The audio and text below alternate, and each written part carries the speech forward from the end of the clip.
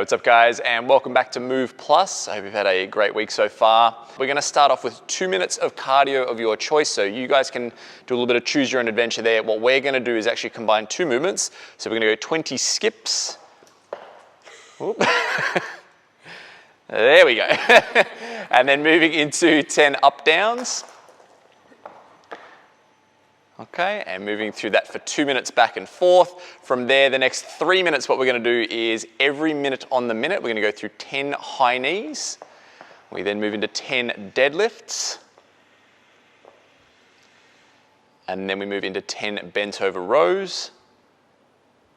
Okay, and then if you have any time left out of that minute, you can just rest. We're gonna try and get that done under that 60-second cap, and then we've got 3 cycles of that for those remaining 3 minutes.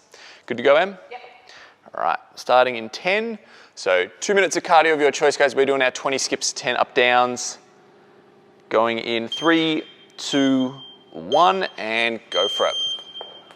So we want to spend this first 2 minutes just gradually building the intensity as we go. The body feels a little stiff, maybe from previous workouts, or maybe you've been sitting still all day, that sort of thing. Give it the time just to kind of build into things. Now, as I said, you guys can pick what you want to do, things like jumping jacks, box jumps. If you've got space to do some shuttle runs, that's awesome too. If you happen to own any cardio equipment, feel free to chuck that into the mix as well. We're going with these skips and up downs, so just making sure that we get a nice steady pace going on. We shouldn't be going so fast that we've got to stop at any point. We want a nice solid 2 minutes of work. Okay, so back to the skips again. So with the skipping, guys, you want to think about keeping those elbows nice and tight into the rib cage. So I always like to imagine I'm like holding a tennis ball in my armpits, and that way it just keeps in close, stops me from kind of reaching out and burning my shoulders out by having too excessive of an arm position. Okay, so moving back to the up down. So basically going from standing to a push-up position. So this is kind of like the little brother to the burpee. It will require a little bit more tension through that midsection though. In the burpee, we get to kind of just roll through flat to the ground, whereas this, we actually have to actively hit the brakes. So just make sure we get that nice straight line body position at the bottom. So we're gonna run through this for another 40 or so seconds, and then we'll move into that next part. So remember, that is gonna be high knees, deadlifts, and bent over rows, 10 reps on each, and we have to do that each minute on the minute.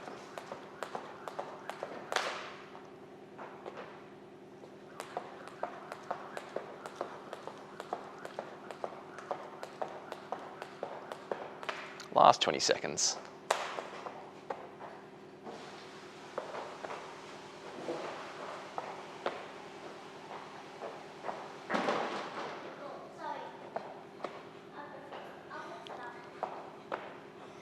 Good, 3, 2, 1. So moving into the high knees now for 10. So basically just looking for knees to come up around hip height, staying nice and light on the balls of the feet. We now move to 10 deadlifts. So with the double dumbbells, guys, we're pointing the front ends down.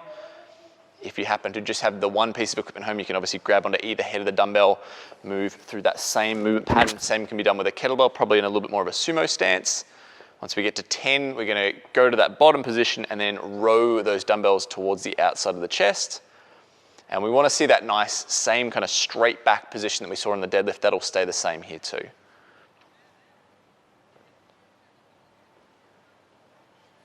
Nice.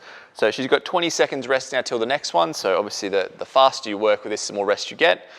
After that first 2 minute block, should be nice and warmed up and able to kind of push the speed.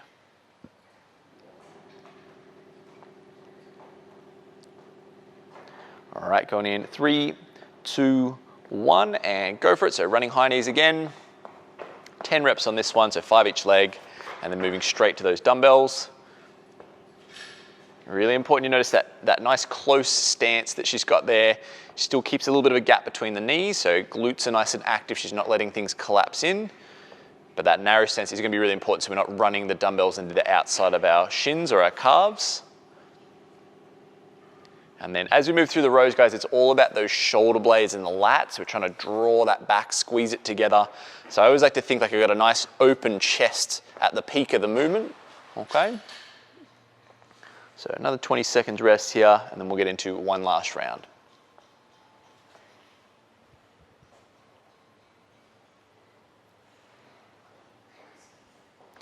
Okay, 10 seconds.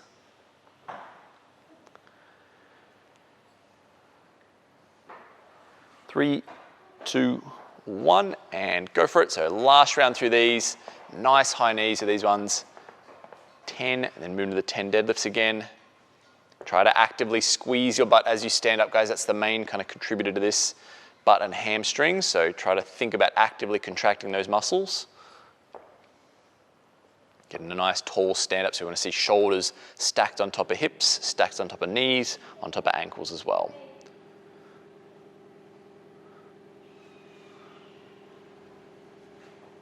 So you can see at the bottom there, she's going below knee height, so a nice big stretch out at the bottom there, up around the rib cage at the top. So we've still got about 20 seconds left, so if you're still going, that's cool. We'll run out the clock here, and then we'll push on to the next piece.